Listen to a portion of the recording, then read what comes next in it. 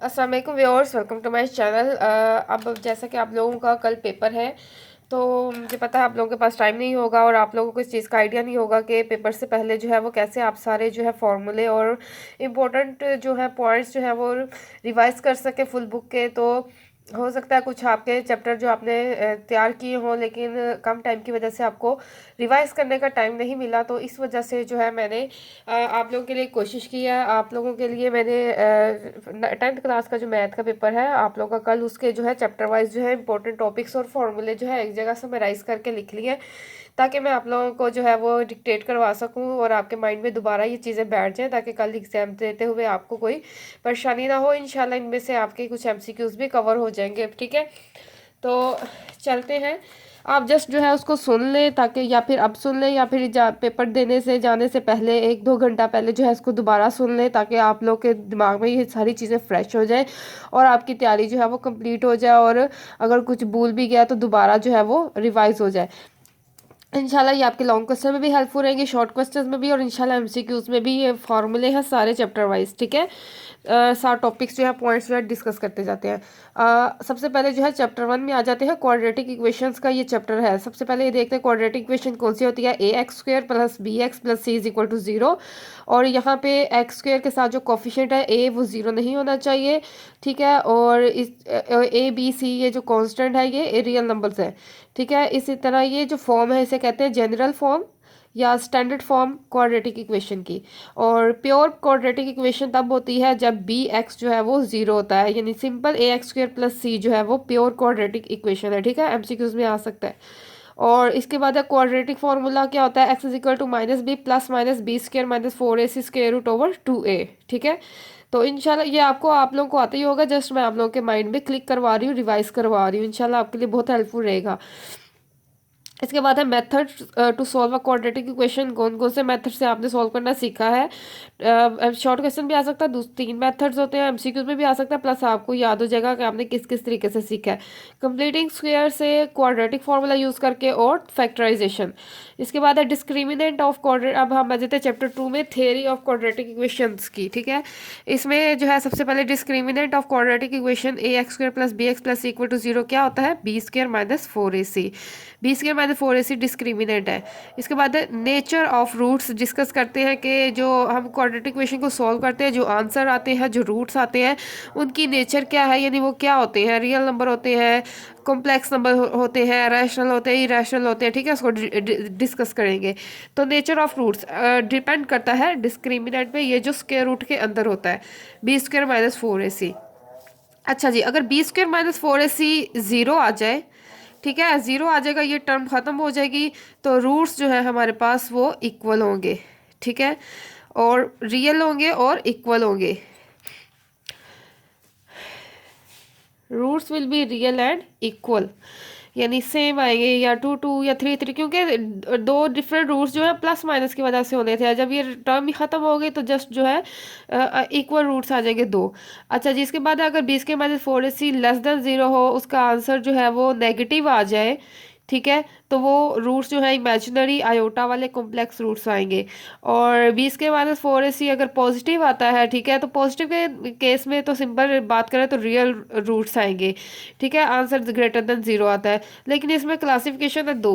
अगर greater than 0 है तो जो आंसर है, यानी 0 से बड़ा नंबर है ना, तो वो या परफेक्ट स्क्वायर हो सकता है या परफेक्ट स्क्वायर नहीं होगा, ठीक है। फॉर एग्जांपल स्क्वायर रूट है ना, स्क्वायर रूट के अंदर अगर यह हो सकता है परफेक्ट स्क्वायर आ जाए, जैसे 25 is a perfect square of 5, ठीक है। तो यह हो सकता है परफेक्ट स्क्वायर ना हो, जैसे 27 कर लेते हैं, ये परफेक्ट स्क्वायर नहीं है, ठीक है। तो दो केसेस है। अगर परफेक्ट स्क्वायर होगा तो हम कहेंगे रूट्स जो है वो रैशनल है और अनइक्वल होंगे, ठीक है। रैशनल होंगे क्योंकि ये स्क्वायर रूट खत्म हो जाएगा और जस्ट 5 इसका इधर से आंसर निकलेगा डिस्क्रिमिनेंट का। और अगर परफेक्ट स्क्वायर नहीं है तो स्क्वायर रूट खत्म नहीं होता, तो जो रूट्स हैं वो इरेशनल हो जाते हैं और अनइक्वल तो होते ही है, ठीक है। तो परफेक्ट स्क्वायर के केस में रैशनल रूट्स होंगे और परफेक्ट स्क्वायर नहीं है तो इरेशनल रूट्स होंगे। अच्छा जी, इसके बाद है क्यूब रूट्स ऑफ यूनिटी कौन से हैं। 1 ओमेगा ओमेगा स्क्वायर और क्यूब रूट्स ऑफ यूनिटी, ठीक है। यूनिटी यानी 1 के क्यूब रूट्स जो है वो 1 ओमेगा मेगा स्क्वायर होते हैं, ठीक है, आपने कैलकुलेट किए होंगे। इसके बाद है sum of cube roots of unity is 0, यानी 1 प्लस ओमेगा स्क्वायर 0 होता है, और product of cube roots of unity is 1 into omega square is omega cube, और वो होता है 1। इसके बाद है for quadratic equation a x square plus B x plus C is equal to 0, let करें कि अल्फा बीटा जो है इसके आंसर आए या इसके रूट्स आए, इस इक्वेशन को जब सॉल्व किया है तो सम ऑफ रूट्स, ये फॉर्मूले भी आपने कैलकुलेशन में यूज़ किए हैं। सम ऑफ रूट्स जो है यानी अल्फा प्लस बीटा, इसको डिनोट करेंगे ऐसे, इसका फॉर्मूला आता है -b/a। b is a coefficient of x, x के साथ वाली value, a is the coefficient of x square यानी x स्क्वायर के साथ जो कांस्टेंट होगा। तो इस तरह फॉर्मूला पढ़ें तो सम ऑफ रूट्स यानी अल्फा प्लस बीटा जो होगा -b/a होगा, यानी minus coefficient of x over coefficient of x square. इसके बाद जो है प्रोडक्ट ऑफ रूट्स यानी अल्फा और बीटा का प्रोडक्ट जो है वो होता है c/a। फॉर्मूला इसका c is the constant term quadratic equation की, और a जो है कोफिशिएंट ऑफ x स्क्वायर होता है।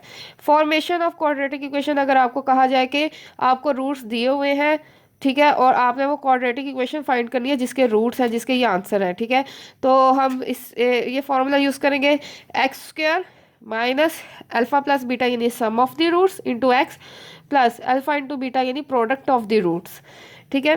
तो ये इक्वेशन बन गई X square minus S X plus P, S जो है सम ऑफ द रूट्स है, पी जो है प्रोडक्ट ऑफ द रूट्स है, ठीक है। जो अगर आपको रूट्स दिए और इक्वेशन फॉर्म करनी हो तो आप ये फॉर्मूला यूज़ करेंगे। अच्छा जी, इसके बाद आता है चैप्टर नंबर 3, वेरिएशंस का चैप्टर है, रेशियो प्रोपोर्शनल इसमें डिस्कस किया गया है। सबसे पहले ये देखते हैं प्रोपोर्शनल कैसे लिखते हैं, a/b प्रोपोर्शनल टू x/y, ठीक है। इसको अब हम इस तरह भी लिख सकते हैं, a/b को a/b, x/y को x/y, और प्रोपोर्शनल को इक्वल का साइन लगाते हैं, ठीक है। इस फॉर्म में भी लिख सकते हैं, ये फॉर्म इस तरह लिखी जा सकती है, ये फॉर्म इस तरह लिखी जा सकती है। और इसको हम क्या अगर सॉल्व करें इस तरह भी लिख सकते हैं, product of extremes is equal to product of means. मतलब ये कि ये इन दोनों का प्रोडक्ट ऑफ एक्सट्रीम्स इक्वल होता है प्रोडक्ट ऑफ मीन्स। मीन्स जो है अंदर वाली टर्म, एक्सट्रीम जो बाहर वाली टर्म्स है, यानी कि अगर आप इनको मल्टीप्लाई करें ay is equal to bx, ये देखें। अच्छा जी, ए वेरीज डायरेक्टली, बी का मतलब क्या होता है, ए वेरीज डायरेक्टली, इसको नोटेशन में ऐसे लिखते हैं या इसको पढ़ते हैं A is directly proportional to B. इसी तरह ए वेरीज इनवर्सली बी होगा तो इसको इस तरह लिखेंगे A is directly inversely proportional to 1/b, यानी A is directly proportional to inverse of 1/b, A is inversely proportional to B. अच्छा जी, इसके बाद थ्योरम्स है कुछ प्रोपोर्शंस के, शॉर्ट क्वेश्चन और लॉन्ग क्वेश्चन में हेल्पफुल है। इन्वर्टेंडो, तो सबसे पहले इन्वर्टेंडो थ्योरम है a/b is equal to c/d, यानी कि इसमें पहले इस तरह रेशियो में भी बात कर लेते हैं और जस्ट इस फॉर्म में भी इसको डिस्कस कर लेते हैं। a/b is equal to c/d हो तो इन्वर्टेंडो जब रूल लगेगा, थ्योरम लगेगा, तो इसमें क्या करना है आपने, a और c ऊपर वाली टर्म जो है न्यूमरेटर नीचे कर लेना है, डिनोमिनेटर ऊपर कर देना है, ठीक है। a नीचे आ गया, b ऊपर लिख लिया, c नीचे आ गया, d ऊपर लिख लिया, इन्वर्टेंडो ये रूल होता है। और अगर रेशियो में डिस्कस करें a/b प्रोपोर्शनल टू c/d, इसको अगर हम यहाँ पे देखें तो ba और dc, यानी इनकी जगह आपने चेंज कर देनी है, ab और ba कर देना है, cd को cdc कर देना है। अल्टरनेंडो जो है इसमें थ्योरम में क्या करते हैं, a/b is equal to c/d में हम इनकी जगह जो है अल्टरनेट कर लेते हैं, चेंज कर लेते हैं, c इधर आ जाएगा, b ऊपर आ जाएगा, ठीक है। इन दोनों की पोजीशन आपने चेंज कर देनी है।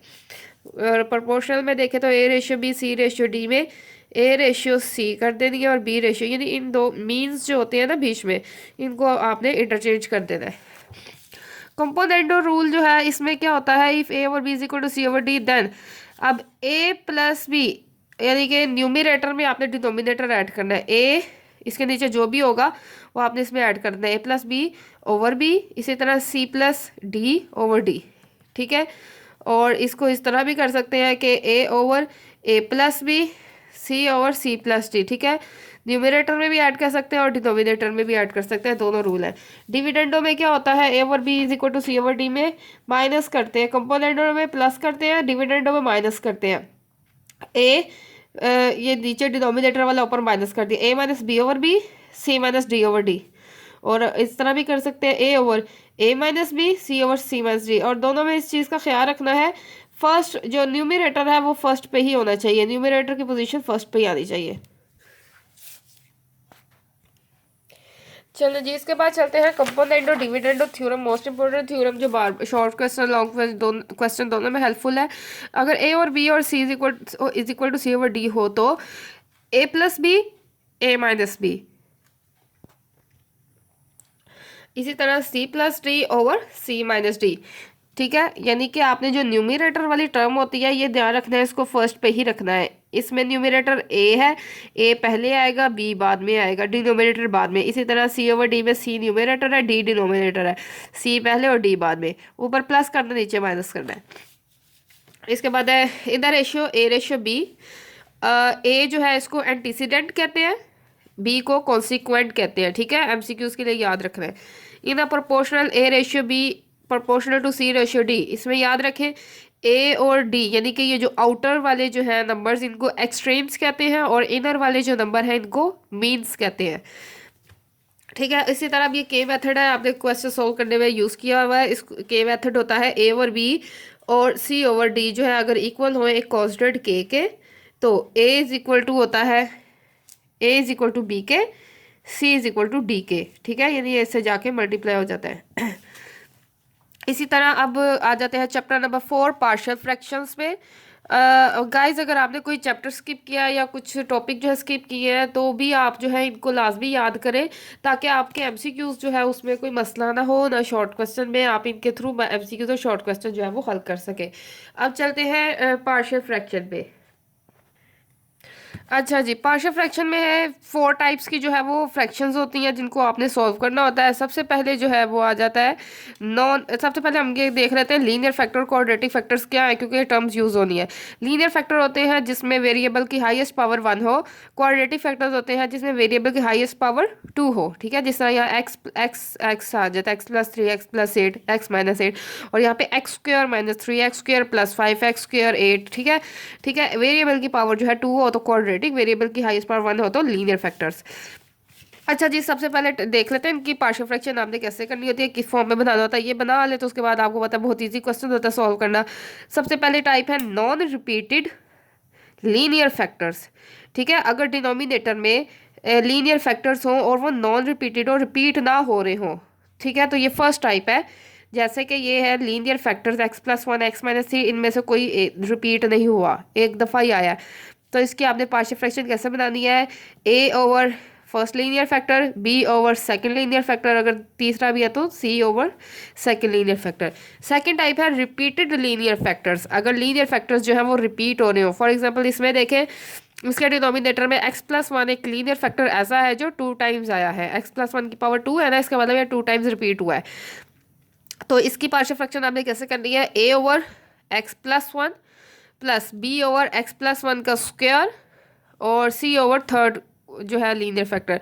फॉर एग्जांपल अगर इसकी पावर 3 होती तो हम 3 तक जाते, यानी A over x plus 1 plus B over x plus 1 का square plus C over x plus 1 का क्यूब। ठीक है, रिपीटेड लीनियर फैक्टर के केस में ऐसे करते हैं, पावर बढ़ाते जाते हैं। इसके बाद है नॉन रिपीटेड क्वाड्रेटिक फैक्टर्स। ठीक है, अब क्वाड्रेटिक फैक्टर पे आ जाते हैं। लीनियर के 2 टाइप्स थी, अब क्वाड्रेटिक की 2 टाइप्स आएंगी। अगर क्वाड्रेटिक फैक्टर्स हो डिनोमिनेटर में और वो नॉन रिपीटेड और रिपीट ना हो रहे हो तो उसकी कैसे करनी है आपने फैक्टराइजेशन, सॉरी पार्शियल फ्रैक्शन। अब यहाँ पे देखें, एक लीनियर फैक्टर एक्स प्लस 4 और एक क्वाड्रेटिक फैक्टर आ गया एक्स स्क्वायर प्लस 1, और इनमें से एक्स स्क्वायर प्लस 1 सिर्फ एक दफ़ा ये रिपीट नहीं हुआ। तो इसको कैसे लिखना है, क्वाड्रेटिक फैक्टर को A x plus B over x square plus 1। ठीक है, यानी क्वाड्रेटिक फैक्टर के ऊपर आपने इस तरह लिखना होता है A x plus B, 2 constant जो है हम यूज़ करेंगे, plus C over third linear factor जो आ गया। नेक्स्ट चलते हैं, फोर्थ टाइप जो है रिपीटेड क्वाड्रेटिक फैक्टर्स। ठीक है, अगर क्वाड्रेटिक फैक्टर्स आए हों और वो रिपीट हो रहे हो तो फिर क्या करना है। फॉर एग्जांपल यहाँ पे मैंने एक क्वाड्रेटिक फैक्टर चूज़ किया एक्स स्क्वायर प्लस 4 और वो पावर 2, यानी कि वो 2 दफ़ा आया, रिपीट हो गया। तो उसकी आप कैसे करेंगे, A x plus B x square plus 4 C x plus D x square plus 4 का स्क्वायर। जब भी रिपीटेड हो तो ऐसे ही करते हैं, पावर 2 तक लेके जाएंगे, पहले फर्स्ट पावर फिर 2 पावर, उसके बाद जो भी लीनियर फैक्टर अगर है तो ठीक है, plus E F over x plus 2। इसके बाद आ जाती है प्रॉपर फ्रैक्शन और इम्प्रॉपर फ्रैक्शन क्या होती है, एमसीक्यूज में भी आपको आ सकता है, शॉर्ट क्वेश्चन में डेफिनेशन आ सकती है, ठीक है। तो इसको माइंड में बिठा ले, पार्शियल फ्रैक्शन प्रॉपर फ्रैक्शन क्या होती है, ठीक है। न्यूमरेटर में कोई पॉलिनोमियल है और डिनोमिनेटर में भी कोई पॉलिनोमियल है, ये भी पॉलिनोमियल होती है और इसको भी पॉलिनोमियल कहते हैं या फंक्शन ऑफ एक्स कहते हैं, ठीक है।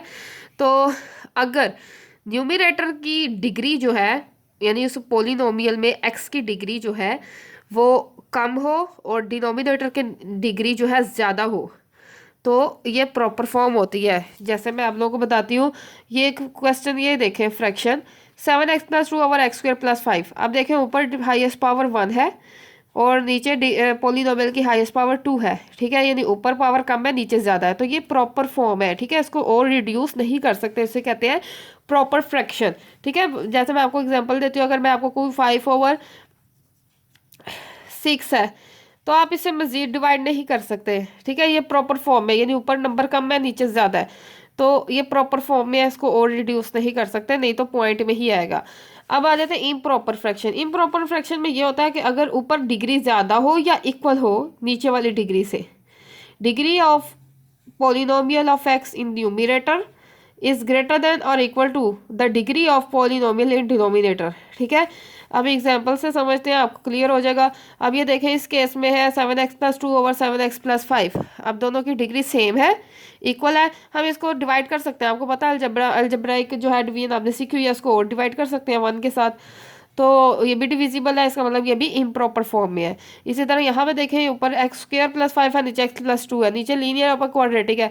आप जानते हैं इसको हम मजीद डिवाइड कर सकते हैं, ठीक है। एक्स के साथ मल्टीप्लाई करेंगे और सोल्व करेंगे तो ये डिवाइड हो सकता है, यानी कि ये अभी भी स्टिल इम्प्रॉपर फॉर्म में है, ठीक है। अब मैं आपको नंबर्स के साथ एग्जाम्पल दूँ तो ऊपर मैं लिखती हूँ 10 और नीचे लिखती हूँ मैं 2। अब आप खुद देखें, ये डिवाइड हो सकता है ना, 2 5 10, आंसर आ गया 5, यानी कि डिवाइड कर सकते हैं, ये प्रॉपर फॉर्म है। इसी तरह अगर मैं ऊपर लिखूँ 5, नीचे भी 5 लिखूँ, आप इसको स्टिल डिवाइड कर सकते हैं। 5 की कटिंग हो गई और आंसर आ गया 1, गया 5 1 ज़र 5, ठीक है। तो इस तरह की फॉर्म जो होती है इम्प्रॉपर फॉर्म होती है और इस तरह की फॉर्म जो है प्रॉपर होती है, यानी इसको मजीद रिड्यूस नहीं कर सकते। तो ये नंबर्स के लिहाज से आप अगर याद रखें तो आपको याद रहेगा ये प्रॉपर है, ठीक है, और ये इम्प्रॉपर है कि इसको भी और सॉल्व किया जा सकता है। अच्छा जी, आ जाते हैं जी चैप्टर 5 पे, सेट्स एंड फंक्शंस। सबसे पहले इनकी प्रॉपर्टीज देख लेते हैं, फिर ज़रा ये यूनियन, इंटरसेक्शन और कॉम्प्लीमेंट जो है इनका कॉन्सेप्ट क्लियर कर लेंगे। यूनियन की प्रॉपर्टी क्या होती है, ए union b is equal to b union a होता है, ये कमोटेटिव प्रॉपर्टी है यूनियन की। कमोटेटिव प्रॉपर्टी है इंटरसेक्शन की, intersection b is equal to b intersection a. Associative property of union intersection क्या होती है, ए union b union c, a union b union c, first 2 पे ब्रैकेट लगाओ, लास्ट 2 पे ब्रैकेट लगाओ। इसी तरह इंटरसेक्शन में इस तरह डिस्ट्रीब्यूटिव प्रॉपर्टी क्या होती है इंटरसेक्शन की और यूनियन की, union over intersection, intersection over union, union over intersection. A intersection B union C, तो A intersection B union A intersection C. इसी तरह A union B intersection C law क्या होता है, distributive law, A union B intersection A union C. De Morgan's law क्या होता है, ए union B का होल का कॉम्प्लीमेंट होता है ए का कॉम्प्लीमेंट, बी का कॉम्प्लीमेंट और यूनियन का कॉम्प्लीमेंट हो जाएगा इंटरसेक्शन। इसी तरह a intersection b whole complement क्या होता है, ए कॉम्प्लीमेंट इंटरसेक्शन की जगह आ जाएगा यूनियन और बी कॉम्प्लीमेंट। अब हम देखते हैं यूनियन इंटरसेक्शन की कुछ टर्म्स है क्या होती है। ये मैंने रैंडमली कुछ 2 सेट लिए हैं, 1 2 3 1 3 4 और यू एक सेट लिया 1 2 3 4 5, ताकि आपको ज़रा कॉन्सेप्ट जो है वो क्लियर हो जाए जिनको नहीं अभी आया था। ए यूनियन बी में ये होता है कि आपने ए और बी सेट के सारे एलिमेंट्स एक ही सेट में लिख देने हैं। ए के एलिमेंट्स लिखे 1 2 3, बी के एलिमेंट्स लिखे 1 1 लिखा जा चुका है लेकिन कोई रिपीट नहीं करना। 1 लिखने लगे थे लेकिन 1 पहले से मौजूद है सेट में तो नहीं लिखेंगे। 3 3 पहले से मौजूदा नहीं लिखेंगे। 4 नहीं है 4 लिख लिया। यूनियन में हम क्या करते हैं, उन 2 सेट के सारे एलिमेंट्स एक जगह लिख देते हैं, अगर कोई रिपीट हो रहा है तो हम उसे दोबारा नहीं लिखेंगे। इंटरसेक्शन में क्या होता है, जो कॉमन होते हैं, ठीक है, वो हम लिख लेते हैं। ए और बी में देखें क्या कॉमन है, 1 इसमें है तो इसमें है लिख लिया। 2 इसमें है नहीं लिखा। 3 इसमें है और इसमें है लिख लिया। 4 इसमें है पर इसमें नहीं है तो नहीं लिखा। ए कॉम्प्लीमेंट में क्या होता है, यूनिवर्सल सेट जो दिया होता है उसमें से ए को सब्ट्रैक्ट कर देंगे। ए कॉम्प्लीमेंट बी कॉम्प्लीमेंट होता है यू माइनस बी। अब सब्ट्रैक्ट कैसे करना होता है, यू के एलिमेंट लिखे सारे माइनस ए के एलिमेंट लिखे।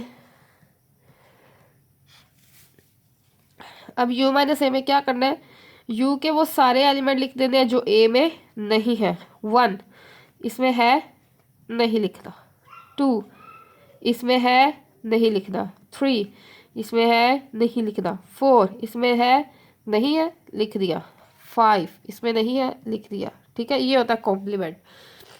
किसी भी सेट का कॉम्प्लीमेंट क्या होता है, उसके ऑपोजिट एलिमेंट्स लिख दो। अब a माइनस बी का क्या मतलब है, कॉन्सेप्ट यही है, तरतीब से लिखेंगे, a एलिमेंट्स लिखे माइनस बी के एलिमेंट्स लिखे। अब ए में फर्स्ट सेट जो है, जो तरतीब से ए की बारी है, ए के वो एलिमेंट्स लिख देने हैं जो बी में नहीं है। ए 1 है नहीं लिख दिया, 2 इसमें है इसमें नहीं है लिख दिया, 3 इसमें है इसमें भी है तो नहीं लिखा। अब और इसमें कोई एलिमेंट्स नहीं बचे कि हम इससे कंपैरिजन कर सकें, तो यही हमारा आंसर है। इसमें से आपने नहीं देखना। अच्छा जी, इसी तरह बी माइनस ए करेंगे, बी के वो एलिमेंट्स लिख देंगे जो ए में नहीं है।